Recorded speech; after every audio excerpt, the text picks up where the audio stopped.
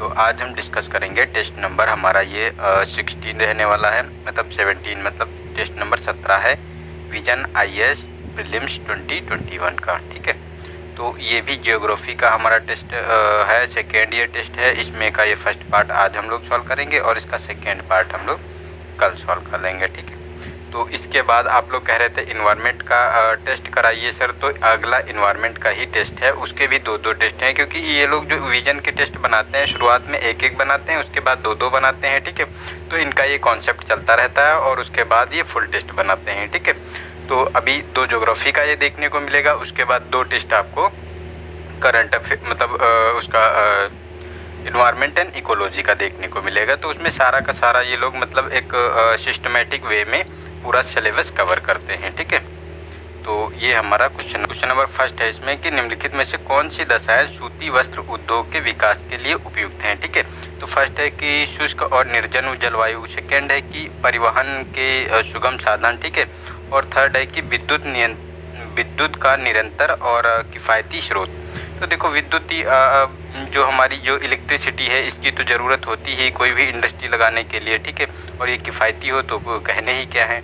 और हमारा second statement ये भी सही है, क्योंकि परिवहन के लिए सुगम साधन होंगे तभी तो इंडस्ट्री को जो माल हमारा तैयार होगा उसको मार्केट तक हम प्रोवाइड करा पाएंगे और कच्चा माल भी हम मतलब मंगा पाएंगे। ठीक है, तो ये तो सही है, लेकिन ये फर्स्ट वाला स्टेटमेंट सही है, क्योंकि इसके लिए जो सूती वस्त्र उद्योग होता है, इसमें क्या होता है कि कपास से जो सूत निकलता है, ठीक है, उसको काटने के लिए जो है हमें पर्याप्त आर्द्रता और नमी चाहिए जलवायु में वहाँ की। ठीक है, तो शुष्क जलवायु में ये नहीं सर्वाइव कर पाता है। तो हमारा सेकेंड और थर्ड स्टेटमेंट इसका सही है, तो बी वाला ऑप्शन इसका सही हो गया। ठीक है, नेक्स्ट है हमारा सेकेंड।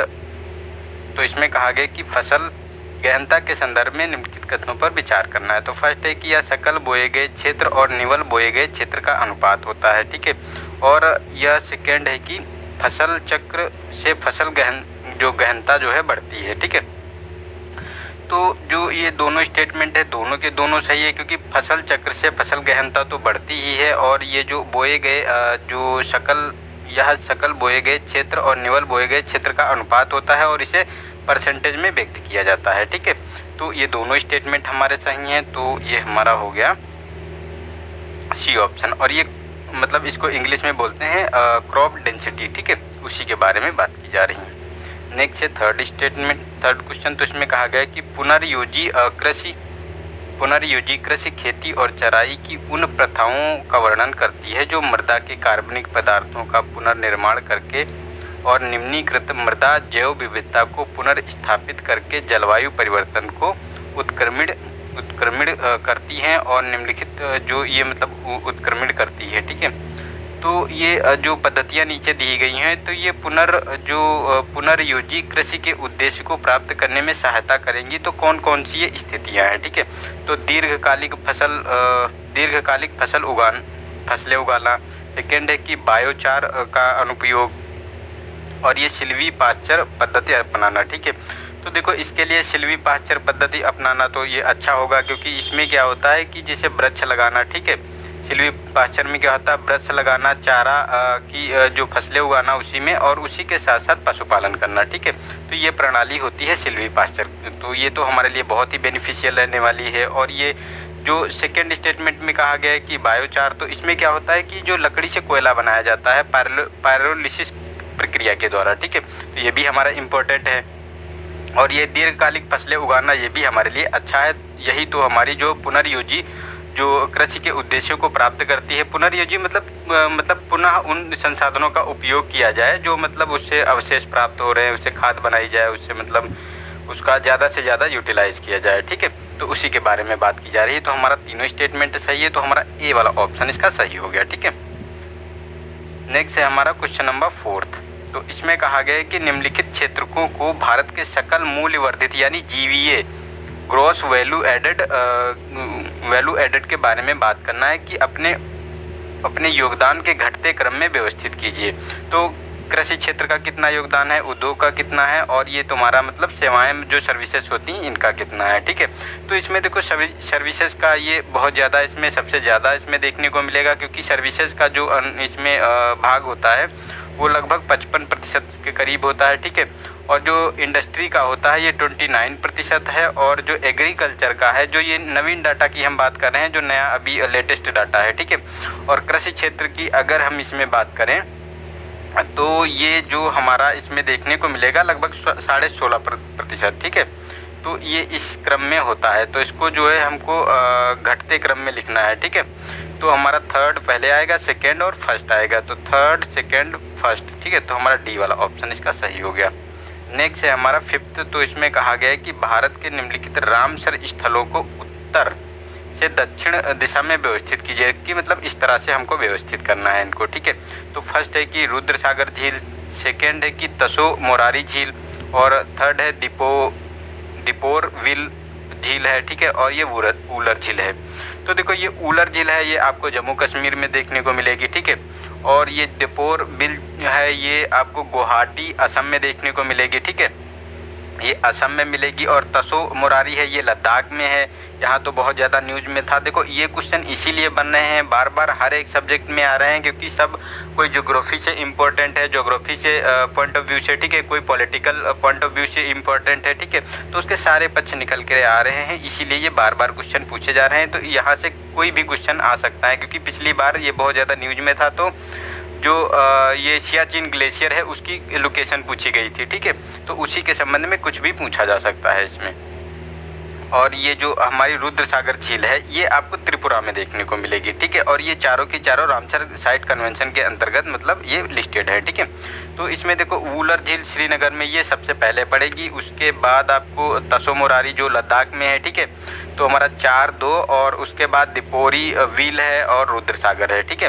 तो हमारा सबसे पहले पड़ जाएगा आपका वूलर, तसो मोरारी, तो 4-2-3-1, 4-2-3-1 हमारा होना चाहिए, हाँ डी ऑप्शन, ठीक है। हमारा डी ऑप्शन इसका सही हो गया। नेक्स्ट है हमारा क्वेश्चन नंबर 6। तो इसमें कहा गया है कि निम्नलिखित ऊर्जा स्रोतों को भारत की ऊर्जा आपूर्ति में उनकी हिस्सेदारी के बढ़ते क्रम में व्यवस्थित कीजिए, ठीक है। तो फर्स्ट है कि नाभिकीय ऊर्जा, सेकेंड है तेल है, और जैव मात्रा यानी बायोमास और गैस है, ठीक है। तो किसकी कितनी मात्रा है जो ऊर्जा की आपूर्ति करती है, तो उसमें किसकी कितनी हिस्सेदारी है, ठीक है। तो अगर इसमें हिस्सेदारी की बात करें तो नाभिकीय ऊर्जा का इसमें बहुत ही कम है, लगभग 1.2%, ठीक है, लगभग 1% इसमें भाग है। और तेल का ये सबसे ज़्यादा है, ये 28% इसमें देखने को मिलेगा, ठीक है, जो इसमें दिए गए हैं। और जो ये बायोमास का है तो इसमें आपको आएगा 11%, 11.6% इसका भाग है। और ये गैस का जो रहेगा इसमें 70.3%, ठीक है। तो इसको अगर ऑर्डर में लगाया जाए तो सबसे ज़्यादा हमारा कौन सा हो गया, तेल का हो गया। तो हमको क्या हिस्सेदारी बढ़ते क्रम में लगाना है, ठीक है। तो सबसे कम कौन सा है, तो हमारा सबसे कम हो गया नाभिकीय ऊर्जा, ठीक है। तो सबसे कम नाभिकीय ऊर्जा हो गया। और उसके बाद हमारा हो जाएगा गैस, ठीक है। तो हमारा 1, 4 और 3, 2 होना चाहिए, 1, 4, 3, 2, 1, 4, 3, 2, ठीक है। तो हमारा बी ऑप्शन इसका सही है, ठीक है। और सबसे ज़्यादा जो एनर्जी की आपूर्ति की जाती है तो 49% जो है कोयले से की जाती है, ठीक है। तो लगभग 50% मतलब कोयले से होती है, उसके बाद सभी मतलब आधे में है और आधे से कोयले की आपूर्ति होती है, ठीक है, ऊर्जा की। नेक्स्ट है हमारा क्वेश्चन नंबर 7। तो इसमें कहा गया है कि निम्नलिखित में से कौन सा आंत्रोपत्तनों का सर्वश्रेष्ठ वर्णन करता है। तो फर्स्ट है कि वे पत्तन जो विशेष रूप से यात्रियों और डाक के परिवहन से संबंधित है, ठीक है। सेकेंड है कि वे पत्तन जहां जहाज पुनः ईंधन भरने और जल तथा खाद्य सामग्री लेने के लिए लंगर डाला करते हैं। सेकेंड सी ऑप्शन है हमारा कि तेल के प्रक्रमण और नौ परिवहन का कार्य करने वाले पत्तन। और डी है कि हमारा एकत्र केंद्र के रूप में कार्य करने वाले पत्तन, जहां पर विभिन्न देशों से निर्यात हेतु वस्तुएं लाई जाती है, ठीक है। तो देखो इसका डी ऑप्शन सही है, जो ये आंत्रोपोपत्तन होते हैं, ठीक है। तो इनका यही काम होता है कि ये मतलब जो विभिन्न देशों से वस्तुएं लाई जाती है वहाँ एकत्रित की जाती हैं और वहाँ से फिर डिस्ट्रीब्यूट की जाती हैं। जैसे एशिया में ये क्षेत्र देखने को मिलेगा सिंगापुर में, ठीक है, सिंगापुर में ये सिचुएशन देखने को मिलती है, ठीक है। तो ये हमारा डी वाला ऑप्शन हो गया सही। नेक्स्ट है 8 क्वेश्चन नंबर। तो इसमें कहा गया कि निम्नलिखित में से कौन सी आर्द्र भूमियों द्वारा साझा की जाने वाली अनिवार्य विशेषताएं हैं, ठीक है। तो फर्स्ट है कि जल की प्रचुरता, सेकेंड है कि विशेष अनुकूलन युक्त वनस्पति, और थर्ड है कि वायवीय अपघटन की जो प्रधानता होती है, ठीक है। तो देखो इसमें वायवीय अपघटन की प्रधानता नहीं होती है, ये इसमें जो अनाक्षी शोषण देखने को मिलता है जो अवायवीय होता है, ठीक है, जो वायु में नहीं होता है। तो ये तो हमारा गलत है, इसके ये प्रतिकूल है, ना कि इसकी प्रधानता होती है। और सेकेंड स्टेटमेंट सही है क्योंकि विशेष अनुकूलन युक्त वनस्पति यहाँ पे देखने को मिलती है। और इसमें जो ये फर्स्ट वाला ये भी सही है क्योंकि जल की प्रचुरता तो होती है, क्योंकि आर्द्र भूमियों में जल तो भारी मात्रा में होता ही है, ठीक है। तो हमारा फर्स्ट एंड सेकेंड स्टेटमेंट इसका सही है, लेकिन थर्ड गलत हो गया, तो डी वाला ऑप्शन इसका सही हो गया। नेक्स्ट है 9 क्वेश्चन नंबर। तो इसमें कहा गया कि भारत की मुक्त आकाश नीति यानी जो ओपन स्काईज पॉलिसी के बारे में बात की जा रही है। तो फर्स्ट है कि इसके तहत भारत में किसी भी विमानपत्तन से या कार्गो या यात्री सेवाओं दोनों के संचालन की अनुमति प्रदान की गई है, ठीक है। और सेकेंड है कि इस नीति के अंतर्गत घरेलू के साथ साथ विदेशी एयरलाइन भी शामिल की गई हैं। तो ये दोनों स्टेटमेंट सही हैं क्योंकि जो ये मुक्त आकाश जो नीति है यानी ओपन स्काईज पॉलिसी ये 99 में आई थी, 1990 में आई थी, ठीक है। और ये राष्ट्रीय नागरिक उड्डयन नीति जो 2016 है, ठीक है, उसी के अंतर्गत इम्प्लीमेंट की गई है। और ये सार्क देश जो है, ठीक है, उनके साथ ये एग्रीमेंट किया गया है इसके संबंध में, ठीक है। तो ये दोनों स्टेटमेंट हमारे सही हैं, सी वाला ऑप्शन इसका सही हो गया। नेक्स्ट है हमारा क्वेश्चन नंबर 10। तो इसमें कहा गया कि भूमध्य सागरीय कृषि के संदर्भ में निम्नलिखित कथनों पर विचार करना है। तो फर्स्ट है कि यह केवल भूमध्य सागर के दोनों ओर स्थित देशों में प्रचलित है, ठीक है। सेकेंड है कि यह अपेक्षाकृत विशेष जो मतलब यह अत्यधिक विशेषीकृत वाणिज्यिक कृषि है, ठीक है। तो देखो ये यहाँ अत्यधिक वाणिज्यिक कृषि होती है क्योंकि यहाँ नींबू वर्गीय जो फल होते हैं, ठीक है, ये बहुत मात्रा में पाए जाते हैं, इनका बहुत ज़्यादा प्रोडक्शन होता है। और इसके साथ साथ विटीकल्चर जिसमें अंगूरों की खेती की जाती है, ठीक है, जिससे वाइन बनाई जाती है, तो ये बहुत ज़्यादा प्रचलित है यहाँ पे, ठीक है। तो ये सेकेंड स्टेटमेंट सही है। और ये कहा गया है कि भूमध्य सागर के दोनों देशों में केवल तो नहीं, भूमध्य सागर के दोनों देशों दोनों ओर तो है ही है, उसके साथ साथ ये जो नॉर्थ अफ्रीका के जो ट्यूनीशिया वाला तट है वहाँ पे भी ये देखने को मिलेगा, ठीक है। ये फलों और सिट्रस वाली जो ये मतलब खेती की जाती है। इसके साथ साथ जो ऑस्ट्रेलिया के जो साउथ वेस्ट भाग हैं, ठीक है, और इसी के साथ साथ जो अदर जो फ्रांस वाला हिस्सा है, और ये तुम्हारा जो कैलिफोर्निया वाला है, ठीक है, साउथ कैलिफोर्निया, तो यहाँ पे भी इनकी खेती मतलब बहुत काफ़ी व्यापक स्तर पर की जाती है, ठीक है। तो ये फर्स्ट वाला हमारा गलत है, सेकेंड वाला स्टेटमेंट हमारा सही है, ठीक है। नेक्स्ट है हमारा 11 क्वेश्चन नंबर। तो इसमें कहा गया कि सूचना संग्रहण, उत्पादन, प्रकीर्णन अथवा सूचना का उत्पादन भी निम्नलिखित क्रियाकलापों के अंतर्गत शामिल होते हैं, ठीक है। तो फर्स्ट है कि चतुर्थ, पंचम, तृतीय या द्वितीय, ठीक है। तो इसमें बताने कि कौन सा स्टेटमेंट हमारा सही है, ठीक है। तो देखो ये हमारा ए वाला ऑप्शन सही है क्योंकि जो सूचना का संग्रहण होता है, उत्पादन करना, उनका प्रकीर्णन करना मतलब प्रसार करना सूचना का, और सूचना का उत्पादन करना, ये जो चतुर्थ प्रक्रिया होती है, ठीक है, उसके अंतर्गत ये आता है, जिसमें ज्ञान शामिल होता है। ज्ञान और विचारों के द्वारा ये मतलब इसको किया जाता है, ठीक है। इसका मतलब ज्ञान और कौशल के आधार पर इनका संग्रहण किया जाता है।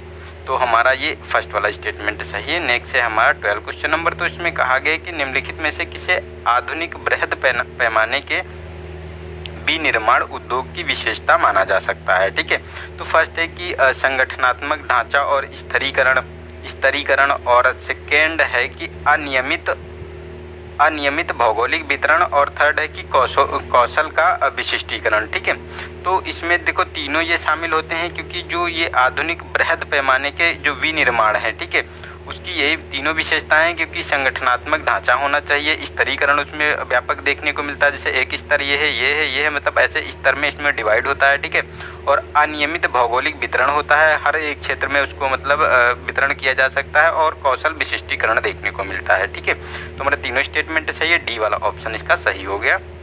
नेक्स्ट है हमारा 13। तो इसमें कहा गया कि हाल के एक अध्ययन में जलवायु परिवर्तन के कारण 2050 तक हिमालयी भूरे भालू के लिए व्यापक पैमाने पर प्रयास ह्रास मतलब परिवास जो उनका है, उनका जो आवास है, उनके आवास में कमी की संभावना व्यक्त की गई है। ठीक है, उसके बारे में बताना है कि कौन सा स्टेटमेंट सही है। जो हिमालयी भूरे भालू हैं, ठीक है, तो फर्स्ट है कि हिमालयी भूरा भालू पूर्वी हिमालय में अत्यधिक ऊंचाई पर पाया जाता है। सेकेंड है कि यह भारतीय वन्य जीव संरक्षण अधिनियम 1972 की सूची 1 में शामिल है। तो ये तो सही है, क्योंकि जो जिस चीज़ की देखो बहुत तेज़ी से गिरावट आ रही है, उसके आवास में कमी आ रही है, तो उनके मतलब वो प्रजाति में कमी आ रही होगी। ठीक है, तो वो तो सूची 1 में तो शामिल है। लेकिन जो ये कहा गया है कि हिमालयी भूरा भालू जो है, ये जो हिमालय का भूरा भालू जो पूर्वी हिमालय में पाया जाता है, तो नहीं, ये पूर्वी हिमालय में नहीं, ये पश्चिमी हिमालय में ये पाया जाता है। ठीक है, तो ये गलत है फर्स्ट वाला स्टेटमेंट। सेकेंड हमारा सही है, तो हमारा बी वाला ऑप्शन इसका सही हो गया। ठीक है, नेक्स्ट है 14। तो इसमें कहा गया कि हाल ही में नई दिल्ली के लाल किले में आज़ाद हिंद सरकार के गठन के 77वें वर्ष की जो 77वें वर्ष की स्मृति में एक समारोह आयोजित किया गया। ठीक है, तो इसके बारे में बताना है कि कौन सा स्टेटमेंट सही है। तो फर्स्ट है कि इस सरकार को ध्रुवीय राष्ट्रों द्वारा मान्यता प्रदान की गई थी, और सेकंड है कि आज़ाद हिंद सरकार की अपनी मुद्रा, न्यायालय और नागरिक संहिता इसमें शामिल थी। ठीक है, तो देखो ये तीनों जो दोनों स्टेटमेंट के बारे में बात की जा रही है, तो देखो ये जो दोनों के दोनों सही हैं, क्योंकि आज़ाद हिंद फौज की जो स्थापना की गई थी, ये आज़ाद हिंद सरकार की सिंगापुर में की गई थी सुभाष चंद्र बोस द्वारा। ठीक है, तो उसी के ये 77 वर्ष पूरे हुए हैं, उसी की स्मृति में इसका आयोजन किया गया है, और इसीलिए ये न्यूज में था। और ये जो सरकार थी, इसका अपना न्यायालय था, अपनी मुद्रा थी और अपना नागरिक संहिता इन्होंने तब लॉन्च किया था। ठीक है, और ये ध्रुवीय राष्ट्रों द्वारा इनको मान्यता भी प्राप्त हुई थी। तो ये दोनों स्टेटमेंट सही हैं, तो सी वाला ऑप्शन इसका सही हो गया। नेक्स्ट है 15। इसमें कहा गया है कि जल विद्युत परियोजना और नदी दी गई है। ठीक है, तो उसका सुमेलित करना है कि कौन किससे सुमेलित है।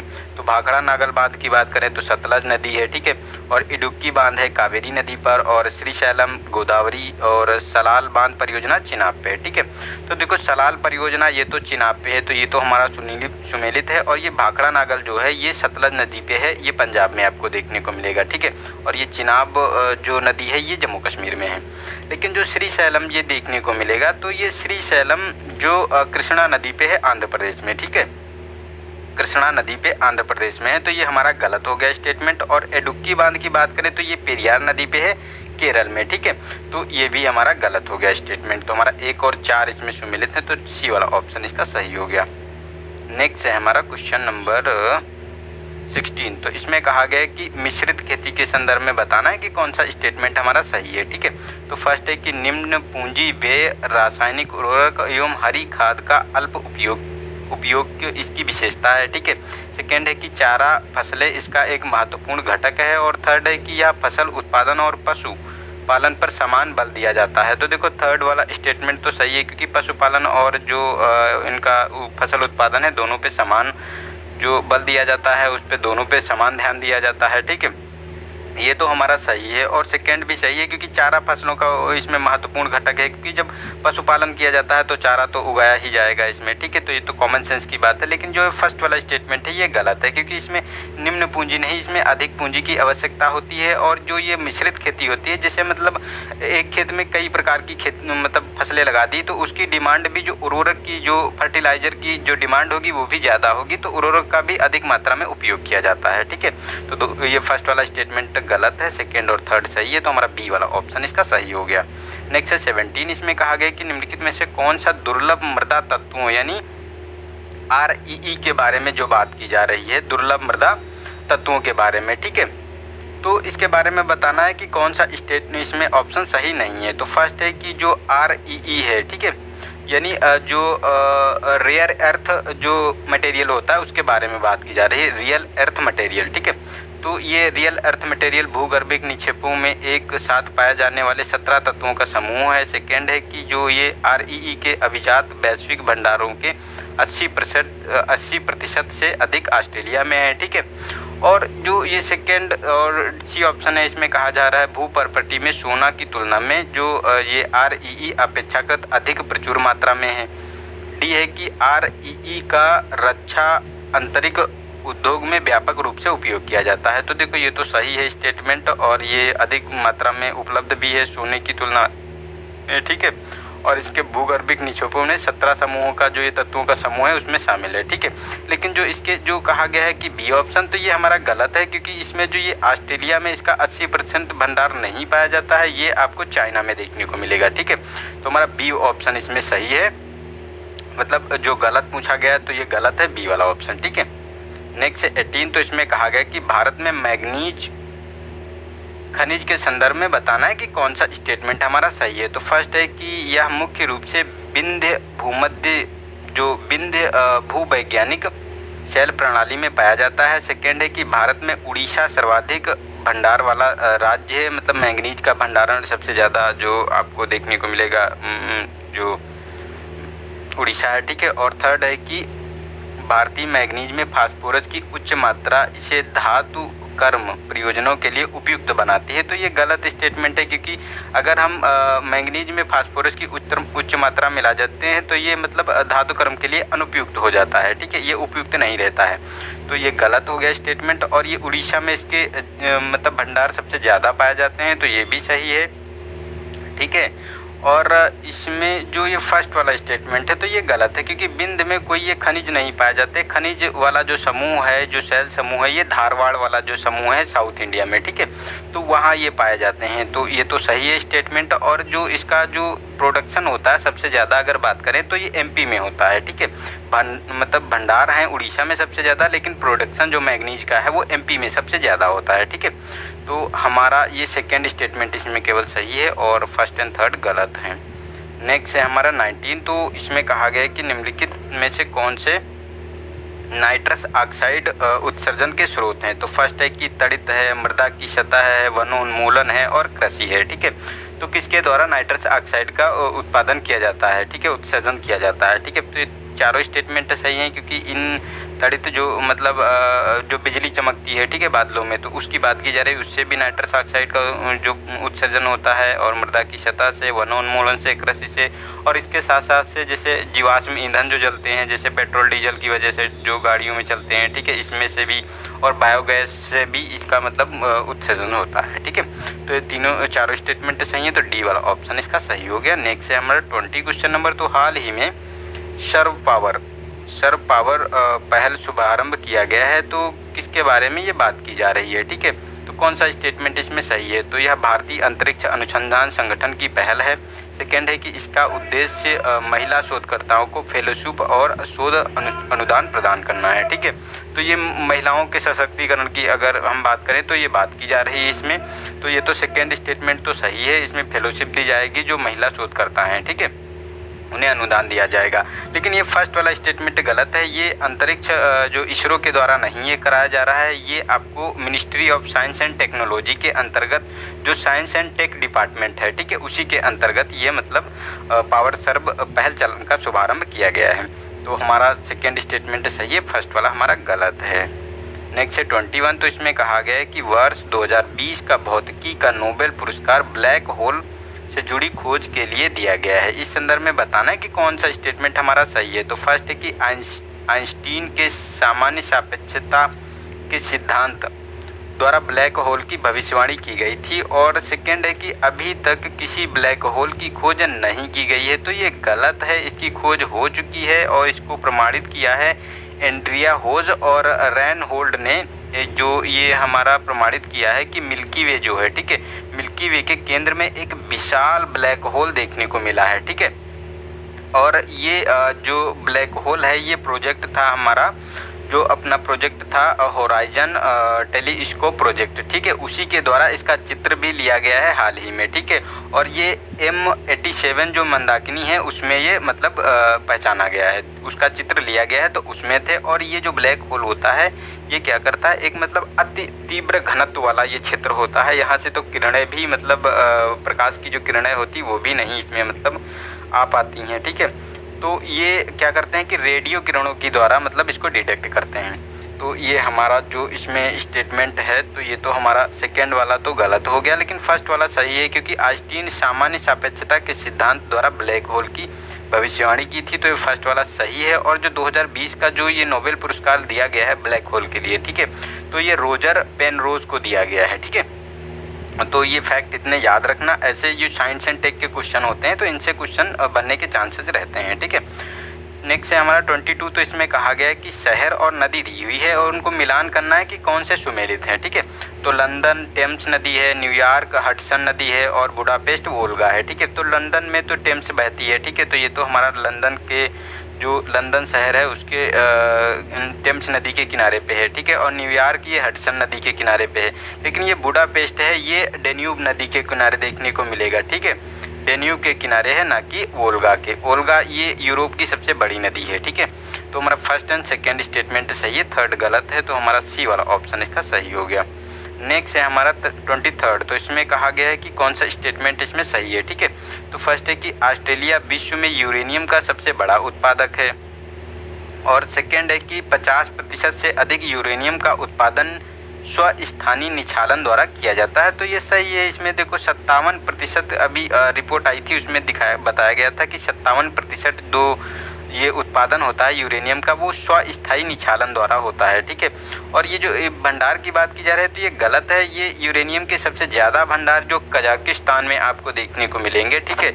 यहाँ लगभग ये जो मतलब इसका उत्पादन की अगर बात की जा रही है, भंडार नहीं, सॉरी, भंडार तो ऑस्ट्रेलिया में इसके सबसे ज़्यादा हैं, लेकिन अगर जो प्रोडक्शन की बात की जाए तो प्रोडक्शन की बात इसमें प्रोडक्शन पूछा गया है, तो इसमें विश्व का 42% प्रोडक्शन जो है कजाकिस्तान के द्वारा किया जाता है, ठीक है। और कनाडा में 13% किया जाता है और ऑस्ट्रेलिया में 12% किया जाता है, ठीक है। तो ये थर्ड प्रोड्यूसर आपको ऑस्ट्रेलिया देखने को मिलेगा, तो ये हमारा गलत हो गया, ठीक है। तो हमारा सेकेंड स्टेटमेंट सही है, तो बी वाला ऑप्शन हमारा सही हो गया इसका, ठीक है। नेक्स्ट है हमारा 24। तो इसमें कहा गया कि शिक्षा की वार्षिक स्थिति रिपोर्ट एसर के बारे में बताना है कि कौन सा स्टेटमेंट हमारा सही है, ठीक है। तो फर्स्ट है कि यह बच्चों की स्कूली शिक्षा की स्थिति और सरल पाठ पढ़ने और आधारभूत अंक गणित हल करने की उनकी क्षमता का अनुमान प्रदान करती है। और सेकेंड है कि यह केवल ग्रामीण क्षेत्रों तक सीमित घरेलू सर्वेक्षण है, ठीक है। तो ये जो कहा गया है तो ये तो ग्रामीण क्षेत्रों तक ही सीमित है, ये शहरी क्षेत्रों में नहीं कंडक्ट कराया जाता है, तो ये तो हमारा सही है स्टेटमेंट।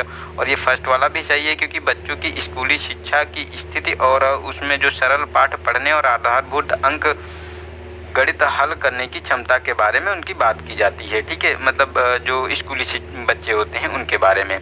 और ये जो एसर की रिपोर्ट है ये प्रथम नाम के एक एनजीओ द्वारा मतलब प्रकाशित की जाती है, इसी के द्वारा सर्वेक्षण किया जाता है इसका, ठीक है। तो ये दोनों स्टेटमेंट सही है, तो सी वाला ऑप्शन सही है।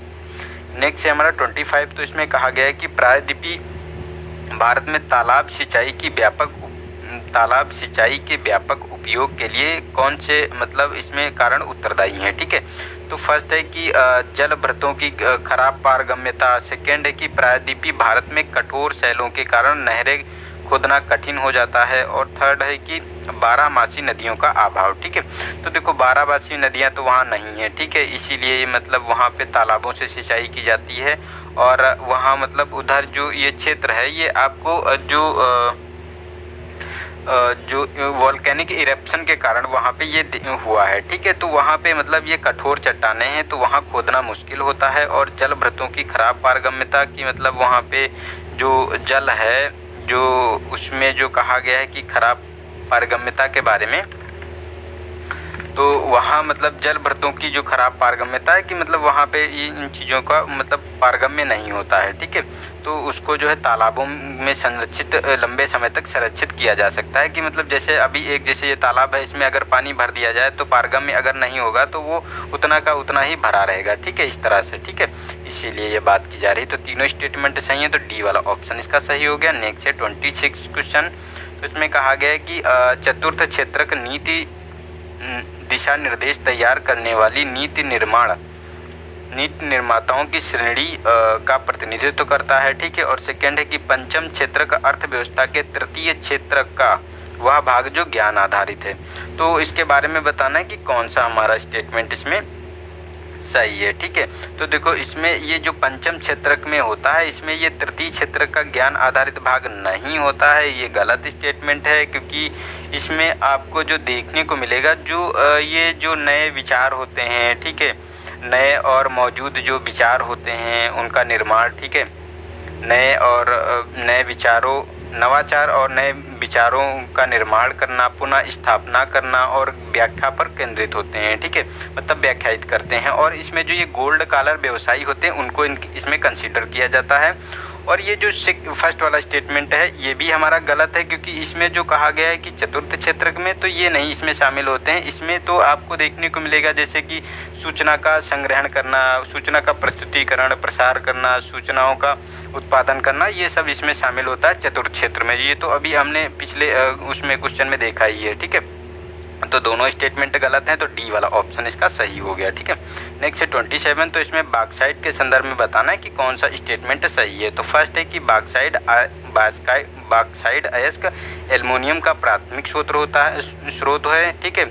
और जो ये सेकंड है कि यह सामान्यतया उष्णकटिबंधीय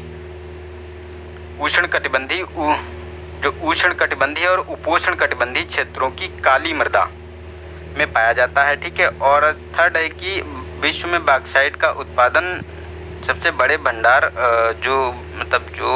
विश्व में बॉक्साइट का सबसे बड़ा भंडार अफ्रीका में है, ठीक है। तो इसके बारे में तो हमारा थर्ड स्टेटमेंट सही है, क्योंकि इसमें जो विश्व के सबसे बड़े भंडार तो ये साउथ अफ्रीका में देखने को मिलेंगे, अफ्रीका में मतलब अफ्रीका कॉन्टिनेंट जो है, ठीक है, वहाँ पे देखने को मिलेंगे। और यहाँ पे आपको 32% देखने को मिलेगा पूरे वर्ल्ड का, ठीक है। तो ये तो हमारा सही है। और फर्स्ट वाला भी सही है, क्योंकि बॉक्साइट का एल्युमिनियम का जो ये प्राथमिक स्रोत होता है, तो ये तो सही है, ये अयस्क है उसका। लेकिन थर्ड वाला जो मतलब सेकेंड स्टेटमेंट गलत है, क्योंकि काली मृदा में ये नहीं पाया जाता, ये आपको लेटराइट मृदा में पाया जाता है, जिसे लाल रंग की चिकनी मिट्टी जो होती है, ठीक है, जिसे लेटराइट बोलते हैं, उसमें ये पाया जाता है। तो हमारा 1 और 3 स्टेटमेंट सही है, तो सी वाला ऑप्शन इसका सही है, ठीक है। नेक्स्ट है हमारा 28 क्वेश्चन नंबर। तो वर्नल पूल क्या है, तो इसके बारे में बताना है। तो फर्स्ट है कि यह वर्नल पूल अर्ध परिबद्ध ज्वारीय आर्द्रभूमियाँ हैं, जहाँ महासागरीय जल का कभी कभार ताजे जल से तदनुकरण हो जाता है, ठीक है। सेकेंड है कि वर्नल पूल अवमाननात्मक आर्द्रभूमियाँ हैं, जो कभी कभी वर्षा और हिम के पिघलने से भर जाती हैं। सेकेंड सी है कि वर्नल पूल में वे आर्द्रभूमियाँ हैं जिनकी मृदा लगभग पूरी तरह से मृत और क्षयशील पदार्थों के अवशेषों से निकलने वाले कार्बनिक पदार्थों से मिलकर बनी है, ठीक है। और डी है कि वर्नल पूल शुष्क क्षेत्रों में पाई जाने वाली आर्द्रभूमियाँ हैं, जहाँ भूजल सतह पर पहुँच जाता है, ठीक है। तो इसमें बताना है कि कौन सा स्टेटमेंट सही है। तो देखो इसमें देखो बी वाला ऑप्शन सही है, क्योंकि जो वर्नल पूल होता है ये अवमाननात्मक जो आर्द्रभूमियाँ हैं, जो कभी कभी वर्षा और हिम के पिघलने से भर जाती है, उन्हीं को कहा जाता है, ठीक है। नेक्स्ट है 29। तो इसमें कहा गया है कि निम्नलिखित कथनों में से पोषणात्मक घनत्व का सर्वश्रेष्ठ वर्णन कौन सा स्टेटमेंट करता है, ठीक है।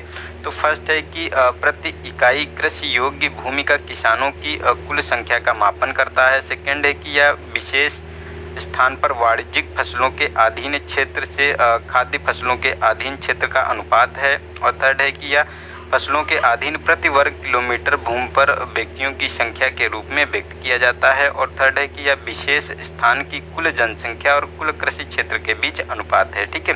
तो देखो ये डी ऑप्शन सही है, ये विशेष स्थान की कुल जनसंख्या और कुल कृषि क्षेत्र के बीच का अनुपात होता है, उसी को पोषण घनत्व के रूप में जानते हैं, ठीक है। नेक्स्ट है 30 क्वेश्चन नंबर। तो इसमें कहा गया है कि मिलान करना है कि कौन से स्टेटमेंट सही हैं। तो इसमें पारदीप जो महाद्वीपीय रेलवे दिया गया है और जुड़ने वाले स्थान दिए हैं। तो ट्रांस साइबेरिया रेलवे तो सेंट पीटर्सबर्ग से व्लादिवोस्तोक तक, ठीक है। और the union and Pacific railway तो न्यूयॉर्क से सैन फ्रांसिस्को। और ये द ओरिएंटल एक्सप्रेस है तो ये है पेरिस से इस्तांबुल। तो ये तीनों सम्मिलित हैं, क्योंकि ट्रांस साइबेरिया रेलवे है ये जो सेंट पीटर्सबर्ग और व्लादिवोस्तोक है, ठीक है। तो ये इसको जोड़ता है, क्योंकि सेंट पीटर्सबर्ग पूर्वी क्षेत्र में स्थित है जो रसिया वाले, ठीक है, ये मतलब जोड़ता है। और जो मतलब सेंट पीटर्सबर्ग पश्चिमी क्षेत्र में है और ये पूर्वी क्षेत्र में, ये रसिया के पूर्वी क्षेत्र में है, जो एक से दूसरे कॉन्टिनेंट को जोड़ता है, ये व्लादिवोस्तोक तक। और ये जो न्यूयॉर्क से सेंट फ्रांसिस्को यानी पूरे यूएसए को पार करके जाता है, ठीक है, इस तरह से, ठीक है। ये सेंट फ्रांसिस्को को जोड़ता है। और ये जो यूरोप में पेरिस है वहाँ से इस्तांबुल यानी एशिया को जोड़ता है, ठीक है। तो ये तीनों हमारे स्टेटमेंट सही हैं, तो हमारा सही हो गया डी वाला ऑप्शन इसका, ठीक है। नेक्स्ट है 31, इसमें कहा गया कि पॉलीमेटेलिक नोड्यूल्स के संदर्भ में बताना है कि कौन सा स्टेटमेंट हमारा सही है। तो फर्स्ट है कि ये मैग्नीज और आयरन हाइड्रोक्साइड के संचयन है जो वितलीय मैदानों में सर्वाधिक प्रचुर मात्रा में पाए जाते हैं। सेकेंड है कि अटलांटिक महासागर में क्लेरियन-क्लेरपर्टसन जोन में पॉलीमेटेलिक नोड्यूल्स का उच्चतम सांद्रण है। तो देखो ये सेकेंड स्टेटमेंट गलत है, क्योंकि ये अटलांटिक में नहीं, ये हिंद महासागर में देखने को मिलते हैं। ठीक है, तो ये हमारा गलत हो गया। और फर्स्ट वाला जो स्टेटमेंट है इसमें कहा गया है कि ये हाइड्रोक्साइड संचयन है जो वितलीय मैदानों में सर्वाधिक प्रचुर मात्रा में पाए जाते हैं। तो ये हमारा स्टेटमेंट सही है, तो हमारा ए वाला ऑप्शन इसका सही हो गया। नेक्स्ट है हमारा क्वेश्चन नंबर 32, इसमें कहा गया कि हाल ही में सुर्खियों में रहा कपिला कार्यक्रम संबंधित है। तो फर्स्ट है कि पशुपालन से, सेकेंड है कि महिला सशक्तिकरण से, सी है कि बौद्ध संपदा साक्षरता और जागरूकता अभियान से, डी है कि सूक्ष्म एवं लघु मध्यम उद्यमों से। ठीक है, तो देखो अगर इसकी बात करें, कपिला जो ये कार्यक्रम चलाया गया था, तो देखो ये बौद्धिक संपदा साक्षरता और जागरूकता अभियान है। ठीक है, और ये चलाया गया था एपीजे अब्दुल कलाम की जो 89वीं अभी जयंती हुई थी, उसी जयंती पर। ठीक है, शिक्षा मंत्रालय के द्वारा। ठीक है, तो उसी के द्वारा ये चलाया गया है ताकि इनको मतलब और ज़्यादा इम्प्रूव किया जाए, उनके मतलब विकास किया जाए उनका। ठीक है, उनके बारे में, उनकी बौद्धिक विकास के बारे में बात की गई है। नेक्स्ट है 33, तो इसमें कहा गया है कि प्रसिद्ध विंग इंच और लिटिल विंग इंच है।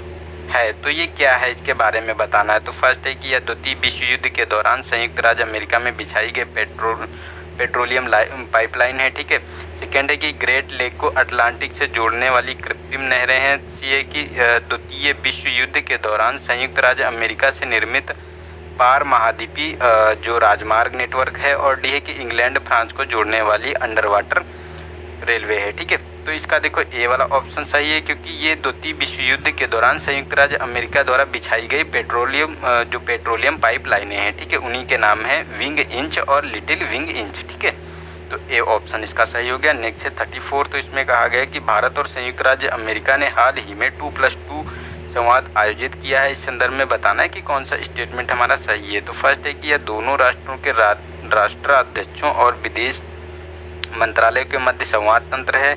और सेकेंड है कि भारत और संयुक्त राज्य अमेरिका ने इस वर्ष अपना प्रथम 2+2 डायलॉग जो है आयोजित किया है। तो ये गलत है, ये तो अभी दिल्ली में आयोजित किया गया था और इसमें ये इस बार थर्ड ये डायलॉग है। ठीक है, तीसरी बार आयोजित किया गया है। और इसमें क्या होता है कि रक्षा मंत्रालय और विदेश मंत्रालय के मंत्री और सचिव इसमें होते हैं, ना कि राष्ट्रीय अध्यक्ष। ठीक है, तो ये गलत हो गए, तो ये हमारे दोनों स्टेटमेंट गलत हैं, तो डी वाला ऑप्शन सही हो गया। नेक्स्ट है हमारा क्वेश्चन 35, तो इसमें कहा गया कि हाल ही में वैज्ञानिक और औद्योगिक अनुसंधान परिषद ने इंडिजन परियोजना के परिणामों को प्रकाशित किया है, जिनमें हजारों व्यक्तियों का संपूर्ण जीनोम अनुक्रम का कार्य आरंभ किया गया था। ठीक है, और इस संदर्भ में बताना है कि निकट भविष्य में जीनोम अनुक्रम का कैसे उपयोग किया जा सकता है। तो फर्स्ट है कि कैंसर के लिए उत्तरदायी उत्परिवर्तन की पहचान करने के लिए, सेकंड है कि सटीक चिकित्सा का विकास करने के लिए, और डी है कि कुछ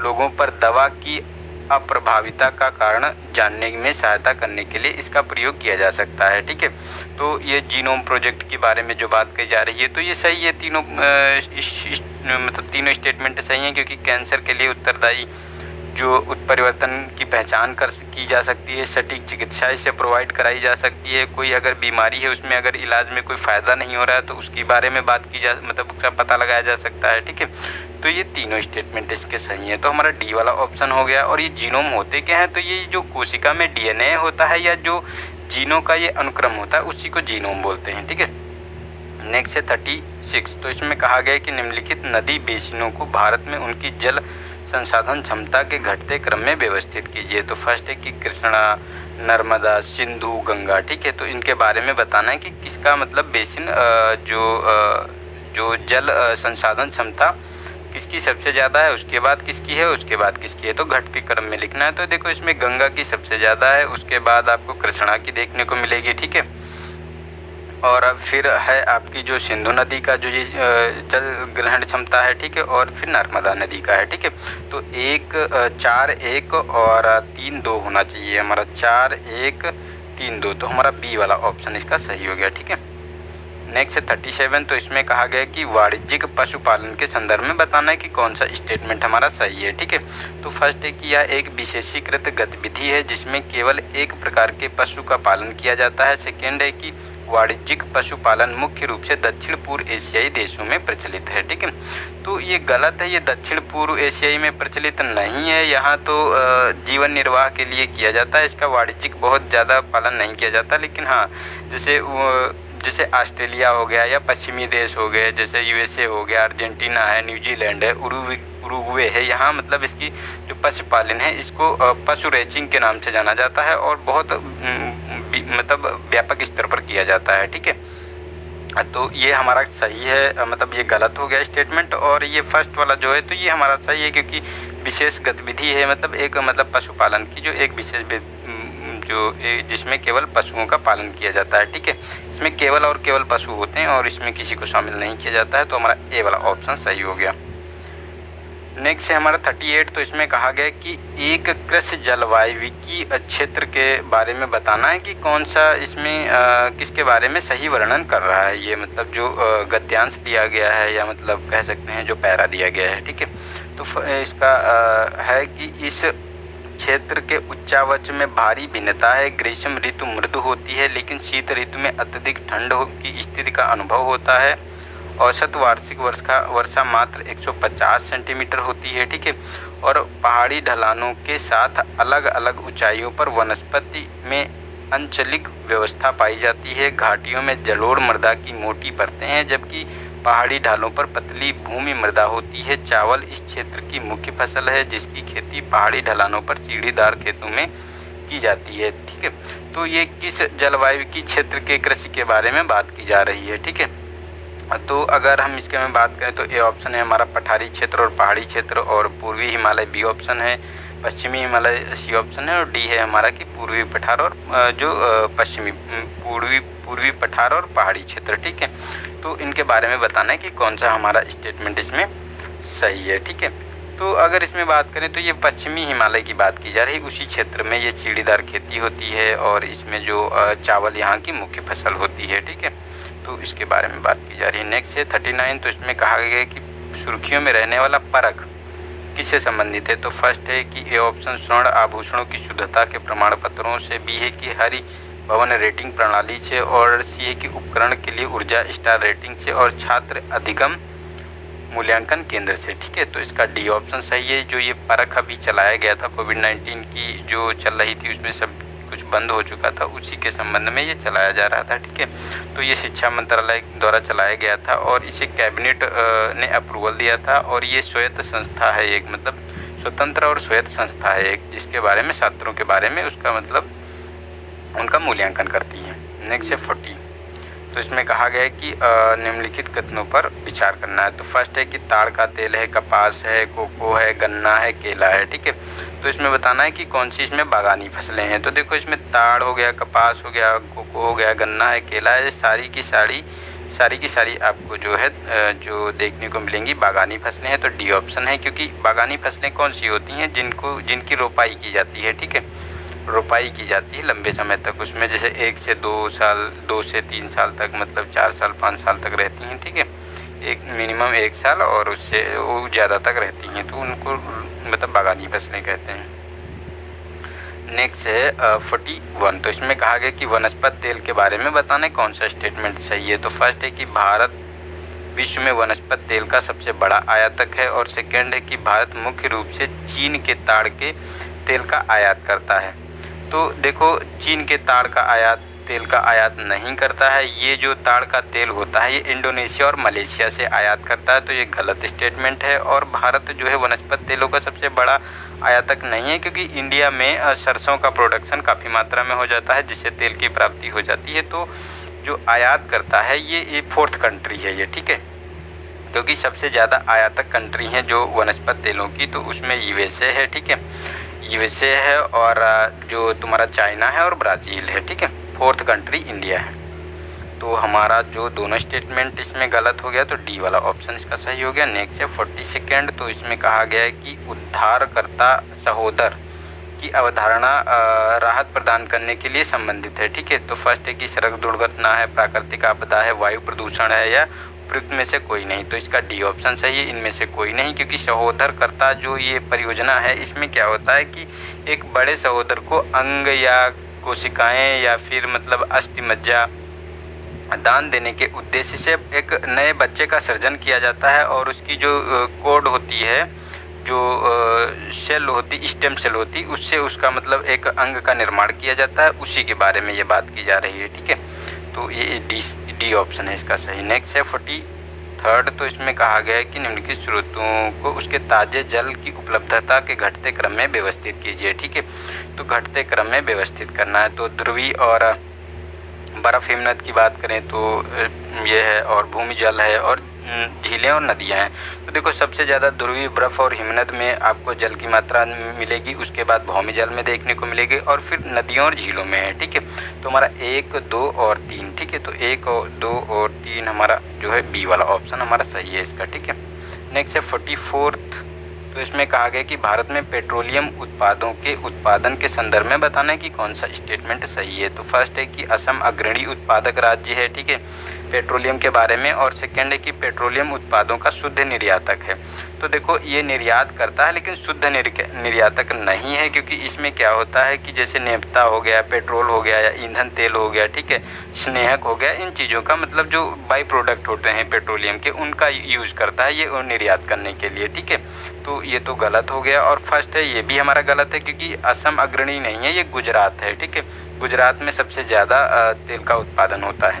तो हमारे दोनों स्टेटमेंट गलत हैं, डी ऑप्शन हमारा सही हो गया। नेक्स्ट है हमारा 45, तो इसमें कहा गया कि नदियों का निम्नलिखित में से कौन सा युग्म प्रायद्वीपीय भारत के पश्चिम की ओर प्रवाहित होने वाली नदियाँ हैं। ठीक है, तो पश्चिम की प्रवाहित होने वाली नदियों के बारे में बात की जा रही है। तो फर्स्ट है कि उल्लास है और मूसी है, सेकेंड है कि बेल्लार है, पूर्णा है, मुन्नेर है, और पेरियार है, और दमन गंगा है, और सावित्री है। ठीक है, तो इसमें बताना है कि कौन सा स्टेटमेंट सही है। तो देखो इसमें जो है, तो इसमें वैसे तो केवल फोर्थ वाला स्टेटमेंट सही होना चाहिए, क्योंकि पश्चिम की ओर दमन गंगा और सावित्री प्रवाहित होती है। ठीक है, तो ये जोड़ा हमारा सही है। लेकिन अगर पेरियार की बात करें तो ये पश्चिम में वेस्ट में प्रवाहित होती है, लेकिन मुन्नेर है ये बंगाल की खाड़ी में गिरती है। ठीक है, पूर्व की तरफ, और इसी तरह वेल्लार भी पूर्व की खाड़ी में, मतलब बंगाल की खाड़ी में पूर्व की तरफ गिरती है, और पूर्णा है ये पश्चिम में गिरती है, पश्चिम में जो है अरब सागर में गिरती है, और मूसी इसी तरह जो है ये बंगाल की खाड़ी में पूर्व की तरफ बहती है। ठीक है,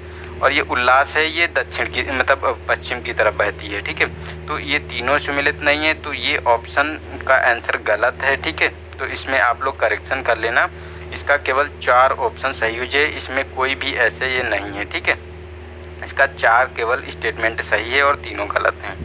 नेक्स्ट है 46, इसमें भारत में नदी मार्ग के सीमित महत्व के बारे में बताना है कि कौन सा कारण सही है। ठीक है, तो फर्स्ट है कि यह परिवहन के अन्य साधनों से प्रतिस्पर्धा। ठीक है, सेकंड है कि सिंचाई के लिए जल के पंथातरण के कारण जल में कमी, और थर्ड है कि निम्न रखरखाव। ठीक है, निम्न रखरखाव लागत। ठीक है, तो ये जो बात की जा रही है, तो देखो इसमें निम्न रखरखाव लागत तो होती ही है, क्योंकि इसमें बहुत ज़्यादा लागत की ज़रूरत नहीं पड़ती है, और सिंचाई के लिए जो ये होता है जल, उसकी भी कमी हो जाती है, और ये प्रतिस्पर्धा जो अन्य संसाधनों से, परिवहनों से प्रतिस्पर्धा इसको करना पड़ता है, जो नदी जल मार्ग होते हैं। ठीक है, तो ये तीनों के तीनों स्टेटमेंट सही हैं, लेकिन ये वाला हमारा जो थर्ड वाला, ये इसके संबंध में ये कारण सीमित कारण का उत्तरदायी नहीं है, क्योंकि ये तो अच्छा है कि हमारा निम्न लागत होती है। ठीक है, तो ये तो हमारे लिए अच्छा है, तो ये हमारा सही है, लेकिन ये मतलब इस संबंध में सही नहीं है जो पूछा गया स्टेटमेंट है। ठीक है, तो 1 और 2 स्टेटमेंट सही है, तो ए वाला ऑप्शन इसका सही है। नेक्स्ट है 47, तो इसमें कहा गया कि औद्योगिक अवस्थिति के सिद्धांत में वेबर द्वारा पदार्थ सूचकांक मैटर इंडेक्स के बारे में बताना है कि कौन सा स्टेटमेंट सही नहीं है। तो फर्स्ट है कि यह निर्मित उत्पादों के भार से कच्चे माल के भार का अनुपात है। सेकेंड है कि इसका उपयोग जो परिवहन लागत के आधार पर उद्योग के आदर्श अवस्थिति निर्धारित करने के लिए किया जाता है। और सी है कि यह जो मैटर इंडेक्स 1 से अधिक है तो उद्योग बाजार के निकट अवस्थित होगा। और डी है कि जो मैटर इंडेक्स यदि मैटर इंडेक्स 1 के बराबर है तो उद्योग कच्चे माल के किसी स्थान या बाजार में स्थित हो सकते हैं। ठीक है, तो देखो ये वाला तो हमारा गलत है। अगर जो ये मैटर इंडेक्स जो बाजार के निकट जो मतलब मैटर इंडेक्स 1 से अधिक है तो ये जो बाजार से दूर स्थित होगा, ना कि निकट। ठीक है, तो यही हमारा गलत है और गलत पूछा गया, तो सी वाला ऑप्शन सही हो गया। और ये सारे हमारे स्टेटमेंट सही हैं। ठीक है, जो उद्योग मतलब एक इंडस्ट्री को लगाने के लिए जो आदर्श स्थितियाँ होती हैं। नेक्स्ट है हमारा यूनेस्को की विश्व धरोहर स्थल यानी नाजका लाइन्स जो जीवन के बड़े जंतुओं, पौधों, काल्पनिक प्रणालियों के चित्रण के लिए जानी जाती है। ठीक है, हाल ही में एक खड़ी पहाड़ी की ढाल पर विश्राम करती बिल्ली के अब तक ज्ञात विशालकाय उत्कीर्ण की खोज के बाद हाल ही में सुर्खियों में रही नाजका लाइन्स स्थित है। तो पेरू में है, इक्वाडोर में है, बोलिविया में है या अर्जेंटीना में है, तो इसके बारे में बताना है हमको स्टेटमेंट। तो देखो ये पेरू में देखी गई है जो ये नाजका लाइन्स है। ठीक है, तो उसके बारे में जो कहा गया है ये यूनेस्को की विश्व धरोहर स्थल नाजका लाइन है। ठीक है, तो ये हमारा पेरू में है। नेक्स्ट है 49, तो इसमें कहा गया कि निम्नलिखित में से कौन सी स्थायी कृषि के प्रमुख सिद्धांत हैं। तो फर्स्ट है कि गहन कृषि है, सेकेंड है कि पुनः उपयोग और पुनर्चक्रण द्वारा शून्य अपशिष्ट जीवन शैली है, और प्रचुर संसाधन और ऊर्जा एकत्र करने की प्रणाली का विकास करना है। ठीक है, तो इसमें बताने कौन सा स्टेटमेंट हमारा सही है। तो देखो अगर इसमें बात करें तो देखो प्रचुर संसाधन और ऊर्जा एकत्र करने की प्रणाली का विकास करना, तो ये तो होगा ही स्थायी जो कृषि होती है। ठीक है, इसको पर्माकल्चर के नाम से भी जानते हैं, पर्माकल्चर। ठीक है, पर्माकल्चर के नाम से जानते हैं स्थायी कृषि को। और इसमें पुनः उपयोग और पुनर्चक्रण द्वारा शून्य अपशिष्ट जीवन शैली। ठीक है, लेकिन ये गहन कृषि का नहीं है, जीवन निर्वाह कृषि का एक आधार होता है। ठीक है, गहन कृषि का आधार नहीं होता है, क्योंकि इसमें होता है कि जितना भी प्रोडक्शन हो वो सस्टेनेबल वे में हो और उसका जो है ज़्यादा से ज़्यादा यूटिलाइज किया जा सके। ठीक है, तो 2 और 3 स्टेटमेंट इसका सही है, तो हमारा डी वाला ऑप्शन इसका सही हो गया। नेक्स्ट है हमारा आज का लास्ट क्वेश्चन। इसमें कहा गया कि समशीतोष्ण क्षेत्र में काष्ठ क्रम के विकास के लिए कौन से कारण उत्तरदायी हैं। ठीक है, तो फर्स्ट है कि सजातीय वृक्ष प्रजातियाँ, सेकेंड है कि जमे हुए नदी तालों से आसान परिवहन और सस्ती जल विद्युत उपलब्धता। तो ये तीनों कंडीशन जो है समशीतोष्ण क्षेत्रों में काष्ठ कर्म के लिए जो विकास के लिए उत्तरदायी हैं, क्योंकि जो काष्ठ कर्म मतलब जो लकड़ी के उद्योग होते हैं उनके बारे में बात की जा रही है। तो उससे सजातीय वृक्ष होते हैं तो उनमें चुनाव करने में कोई दिक्कत नहीं होती, एक ही प्रकार के हैं तो उनको आसानी से काटा जाता है। और जमे हुए नदी तालों से आसानी से उसका परिवहन किया जाता है, उसको काट के नदी में डाल दिया जाता है और उनको फिर अपने उस क्षेत्र में जहाँ इंडस्ट्री होती है उसको उतार लिया जाता है। ठीक है, और ये सस्ती जल विद्युत की उपलब्धता है, मतलब इसके लिए जो सस्ती वहाँ मतलब जो नदियाँ होती हैं उसी के आसपास ये देखने को मिलता है, तो वहाँ पे इलेक्ट्रिसिटी भी इनको सस्ती और अच्छी मिल जाती है। ठीक है, तो ये तीनों कंडीशन अच्छी हैं इसके लिए। ठीक है, तो हमारा डी वाला ऑप्शन इसका सही है। तो आज के लिए इतना ही। आई होप आप लोगों को वीडियो अच्छा लगा होगा, और अगर वीडियो अच्छा लगा है तो अपने दोस्तों को शेयर करो और लाइक करो। ठीक है, और अगर कोई सजेशन हो तो वो भी आप लोग दे सकते हैं, और जो भी कोई प्रॉब्लम हो, कोई दिक्कत हो, कुछ भी हो तो आप लोग बता सकते हैं मुझे। ठीक है, और कुछ इम्प्रूवमेंट करना है कुछ, और अगर कुछ नया स्टार्ट करना है तो उसके बारे में। और करंट अफेयर बताइए आप लोग की, जैसे ये 50 क्वेश्चन मैं करवाता हूँ। ठीक है, ऐसे मंथली का सिलेक्टेड मैं 100 क्वेश्चन टेस्ट सीरीज करवाना चाहता हूँ, तो क्या आप लोग उसको देखने के लिए तैयार हैं। ठीक है, अगर आप लोग देखने के लिए तैयार हैं तो बताइएगा उसके बारे में। ठीक है, तो आज के लिए इतना ही, मिलते हैं नेक्स्ट वीडियो में, तब तक के लिए नमस्कार, जय हिंद, जय भारत।